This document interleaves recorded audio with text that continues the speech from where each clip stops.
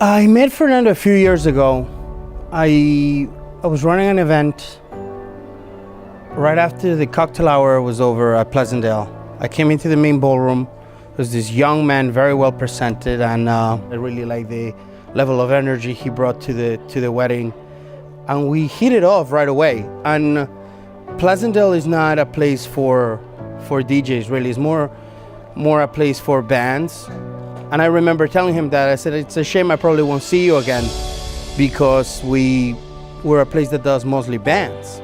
But I saw him a few more times over the years, maybe 3 or 4 times over the next 2-3 years.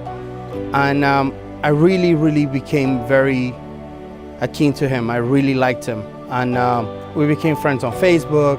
We exchanged numbers. We've been able to meet each other from time to time at Pleasantdale for, every time he wants advice on anything. I consider him a friend. He's been very helpful whenever I needed him for anything personal or otherwise. He's been very nice, and I like his energy more than anything. On top of the fact that he's a great MC and he has a gift to understand a party and understand the energy of a crowd. I know it might sound really ooky, but I've been doing this for 20 years, and I've seen MCs that miss completely what the crowd is all about. He seems to be able to read a crowd right away, so that I always liked about him. We became friends, and I noticed that he was here at the Manor a lot. I said to him, I said, you should probably, try to get in the list at the Manor. You're there a lot. I saw him here in 1 year. I was here for a good 7 meetings. Every time I came to one of those meetings, he was either loading or unloading equipment. And I figured if you're here that often, you might as well just be a preferred vendor. So I kind of introduced him to the owners, and now they're working on that. I pretty much think it's a set thing, but that's kind of the relationship I have with Fernando.